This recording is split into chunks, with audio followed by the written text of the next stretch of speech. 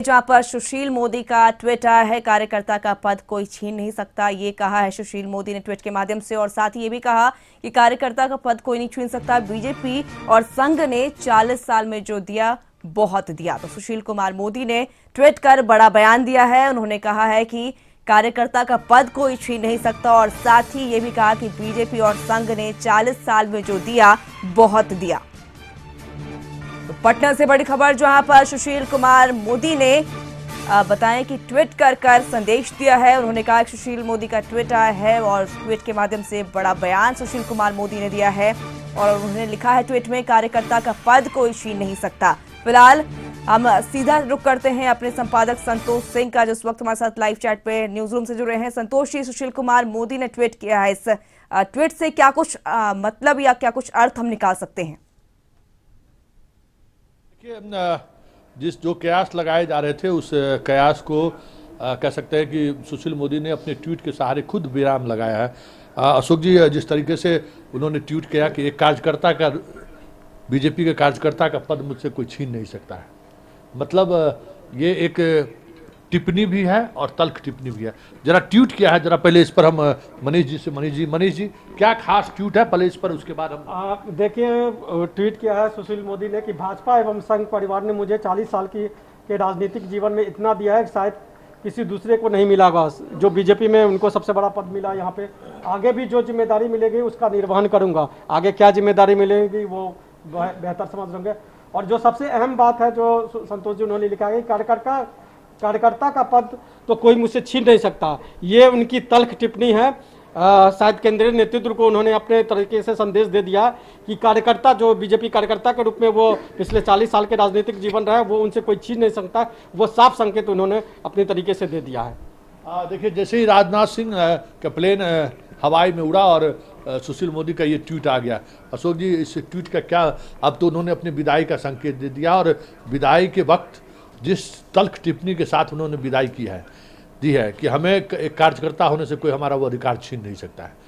क्या लगता है कि बीजेपी में सब कुछ ठीक ठाक नहीं चल रहा है? बिल्कुल नहीं। उधर राजनाथ सिंह की विदाई होती है और इधर सुशील मोदी ने अपने बिहार की सत्ता से विदाई का संकेत दे दिया है। उन्होंने साफ तौर पर दे दिया, जो भी कयास लगाए जा रहे थे, हम लोगों ने खबरें चलाई लगातार कि सुशील मोदी पर सस्पेंस बरकरार, सुशील मोदी ने उस सस्पेंस को ख़त्म कर दिया। उन्होंने अपने समर्थकों, अपने शुभचिंतकों और बिहार की राजनीति की जो जानकारी रखने वाले लोग हैं, उनको उन्होंने शपथ ग्रहण समारोह के 24 घंटा पहले, ठीक 24 घंटा पहले उन्होंने साफ तौर पर संदेश दे दिया कि वह बिहार की सत्ता से विदा हो रहे हैं।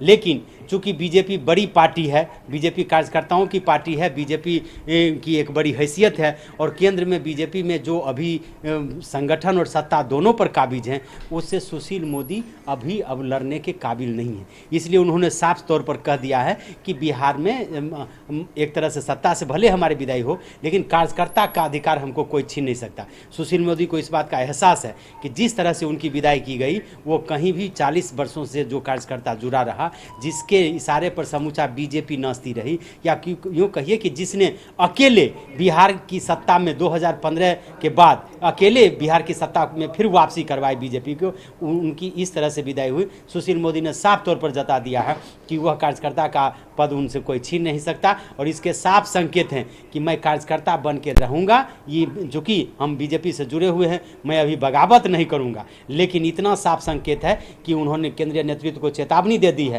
कि जब एक कार्यकर्ता बनेगा सुशील मोदी, तो वो किसी भी नेतृत्व के खिलाफ कुछ भी बोल सकता है। सुशील मोदी का जो ट्रेंड रहा है, आप देखिए कि वो चुप नहीं बैठ सकते। सुशील मोदी बिहार की राजनीति में विरोधी दल के नेता में रहे हो या सत्ता पक्ष के नेता रहे, सुशील मोदी की पहचान एक वक्ता के रूप में रही है, एक तेज तरार नेता के रूप में रही है, जिसे सत्ता से लेकर के विपक्ष की पूरी पकड़ है। और निश्चित रूप से बिहार की सियासत में सुशील मोदी भले अभी बीजेपी नेताओं के द्वारा उस सत्ता से बेदखल कर दिया गया हो, लेकिन कार्यकर्ताओं की नज़र में सुशील मोदी अभी विदा नहीं हुए। वाकई में कार्यकर्ताओं की नज़र में विदा करना काफ़ी मुश्किल होगा भी। बात अगर हम सुशील मोदी की करें तो सुशील मोदी के राजनीतिक जीवन पर अगर हम चर्चा करें तो इस तरीके से एक इतने बड़े नेता को इस तरह की विदाई, हमें लगता है कि ये संकेत शायद, हमें लगता है कि नीतीश कुमार के लिए भी एक अलार्मिंग है। और नीतीश मुख्यमंत्री का पद जरूर ग्रहण कर रहे हों, लेकिन जिस तरीके से इससे पहले जो एक बड़ा झटका दिया गया है केंद्रीय नेतृत्व द्वारा, कैसे बिना लक्ष्मण बिना राम का कैसे रह सकते हैं? बिल्कुल, देखिए सुशील मोदी ने शहादत दी है नीतीश के चलते। आज सुशील मोदी का जो पार्टी के अंदर या पार्टी के बाहर जो हश्र हो रहा है वो सिर्फ और सिर्फ नीतीश कुमार के लिए हो। नीतीश कुमार के चलते सुशील मोदी ने बीजेपी के केंद्रीय नेतृत्व से टकराव मोल लिया।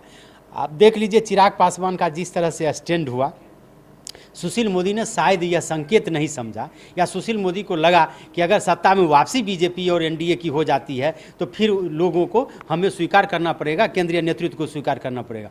और यही वजह रही कि सुशील मोदी ये लगातार चिराग के खिलाफ अकेला मोर्चा खोले रहे। आप याद करके देखिए कि बीजेपी का कोई बड़ा नेता चिराग पासवान के खिलाफ इतना बड़ा बयान कभी नहीं दिया और कभी उसके खिलाफ मोर्चा नहीं खोला। जो भी नेता थे, अगर कुछ बात उनसे पूछा भी जाता था तो वो सिर्फ यही बताते थे कि चिराग पासवान एनडीए गठबंधन में बिहार में नहीं है, हमारा एनडीए गठबंधन 4 दलों का है। लेकिन सुशील मोदी लगातार, अब यूँ चुनाव परिणाम आने के बाद भी चिराग पासवान पर जिस तरह से उन्होंने हमला बोला था, निश्चित रूप से कह सकते हैं अब तो दिल्ली में जो पत्रकारों की खबर आ रही है वो भी खबर अब सच साबित हो रही है। चिराग पासवान ने एक तरह से अपना बंगला जला करके बीजेपी को गुलजार किया है। अब चिराग पासवान के कोटे, यानी स्वर्गीय रामविलास पासवान के कोटे का जो सांसद कोटा है वो सुशील मोदी को दिया जाएगा। यानी कि चिराग की बिसात पर सुशील मोदी अगर केंद्र में राजनीति करेंगे तो यह भी देखना दिलचस्प होगा। अभी कह सकते हैं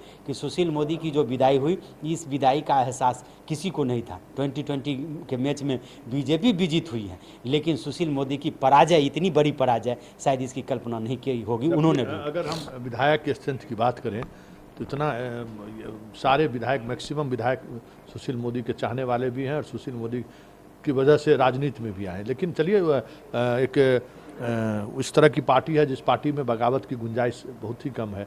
बड़े बड़े नेता बगावत किए और हाशिए में मिल गए। एक से एक नाम है।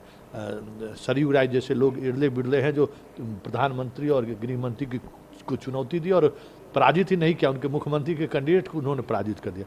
लेकिन अब सुशील मोदी में वो स्टैंड लेने की क्षमता है कि नहीं है। लेकिन ये कह सकते हैं कि बीजेपी जिस तरीके से उनकी विदाई की है, एक और सरयू राय को वो जन्म दे के जा रहे हैं नरेंद्र मोदी। देखिए, सुशील मोदी ने भी बड़े नेताओं की जो विदाई की ठीक इसी तरह से की थी। आप याद कीजिए कि यशोदानंद सिंह कभी बीजेपी के बड़े नेता हुआ करते थे और यशोदानंद सिंह को जिस तरह से साइड लगाया सुशील मोदी ने, उसकी आप कल्पना कीजिए।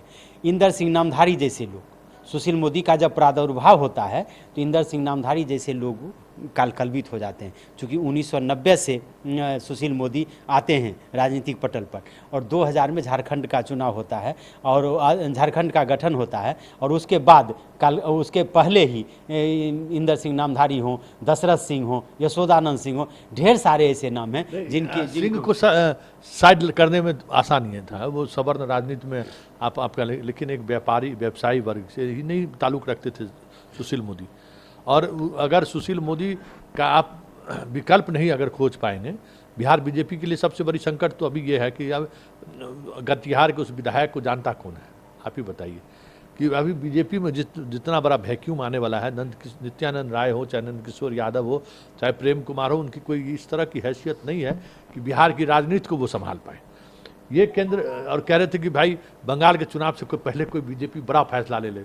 इतनी बड़ा फैसला कि ये सब तय मानिए कि अब नीतीश कुमार मुख्यमंत्री कब तक हैं, कब नहीं चले जाएंगे, कहना मुश्किल है। बिहार की सियासत बदल सकती है। कब लालू, नीतीश और सुशील मोदी अगर अपने पुराने 74 के आंदोलन में जुड़ गए और साथ हो गए तो बिहार की राजनीति क्या होगी। अगर इस स्थिति को अगर समझिए कि अगर तीनों जेपी के तीनों शिष्य अगर एक साथ फिर मिल गए तो क्या होगा। नरेंद्र मोदी कहाँ होंगे, नंदकिशोर यादव कहाँ होंगे, नित्यानंद राय कहाँ होंगे।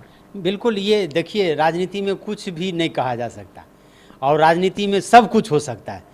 जिस तरह से बीजेपी ने प्रताड़ित किया है लालू प्रसाद यादव को, जैसे कि वो मानते हैं, बीजेपी ने प्रताड़ित किया नीतीश कुमार को, जैसा कि नीतीश कुमार भी मानते हैं, और बीजेपी ने अब अपने सबसे बड़े नेता को ही प्रताड़ित किया सुशील कुमार में। तो अगर ये तीनों फिर मिल जाते हैं तो बिहार में पिछड़ों की राजनीति की एक बहुत बड़ी गोलबंदी होगी। जिसकी कल्पना शायद बीजेपी नहीं कर पा रही है, या पता नहीं बीजेपी के केंद्रीय नेतृत्व इस बात को समझ नहीं पा रहे। अभी जो संकेत दिया है सुशील मोदी ने, ये संकेत इमोशनल संकेत है, ये संकेत पिछड़ों को संकेत दिया है कि देखो मेरी विदाई किस तरह से की जा सकती है। और आप देख लीजिए ना, तारकिशोर प्रसाद को बनाना, प्रेम कुमार और नंदकिशोर यादव का समर्थन करना, संजय सरावगी का समर्थन करना, ये क्या है?